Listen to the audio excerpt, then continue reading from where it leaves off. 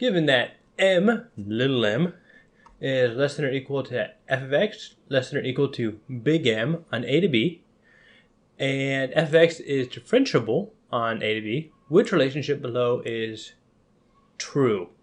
Okay, so this looks like the mean value theorem. So the idea here is draw myself a little axes. Oh, there we go. Do a copy paste. There we go. I'm good with that. So this is our XY axis. And let's say we have some sort of line.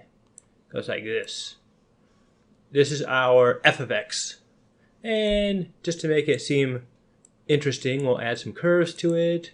Make it curvy. Ooh, that's a pretty good f of x. Okay. So what we have here then is, let's get 3 of these. I know 3 seems excessive, but such is life. Okay. Let's see. Read the question again. So we're given, we have f of x. So this will be right here. This will be f of x. And it's differentiable, which means that it is both continuous and smooth. It doesn't have pointy edges. So the other graph I had before, I made it all squirrely or smooth, what would not have actually been representative of this f of x, because it would have been differentiable at the pointy parts. At the pointy parts. So we're told that we have a value m, which is smaller than f of x, and big M, which is larger. So, and then we're told we're given an integral of f of x on a to b. So if we say something like, all right, this is little m, this is big M, and then this is f of x, what we're doing is we're looking at 3 different areas here, basically. And this b minus a, that's just the width. So we could say that this, let's say here, this is b, this is a, therefore in between here would be, nope, b minus a. It's just the width. So what we're given here is 3 different areas.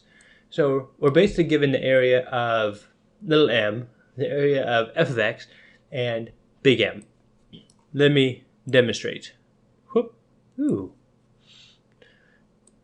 Seems reasonable. Okay. Let's fill this box in with blue. Ah. Ooh, I like that. So when we do m times b minus a, what we're talking about is this area right here. Copy, paste. And then let's do a different color. Maybe orange. Yeah, I'm good with orange.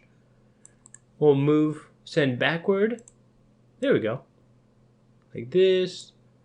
Expand up a little bit. This would be big M. And then this will be in the middle.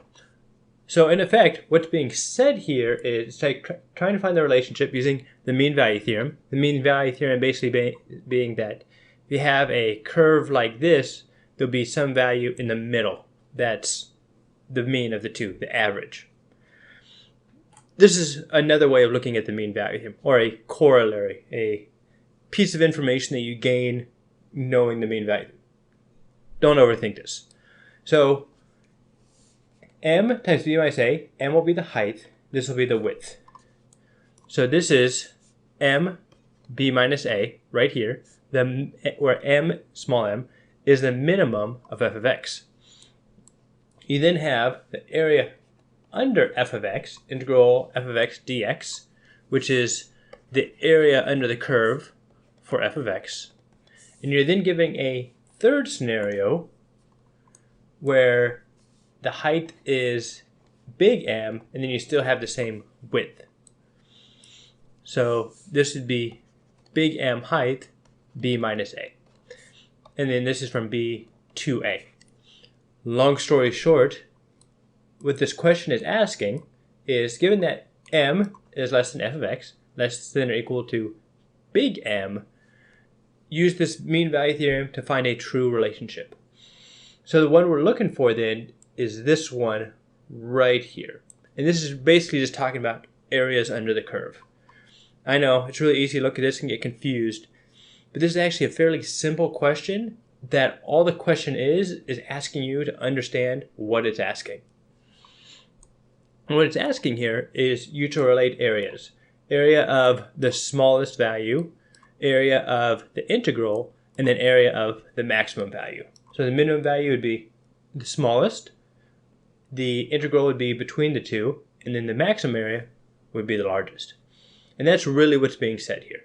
So long story short, without further delay, this would be the answer. That would be the relationship.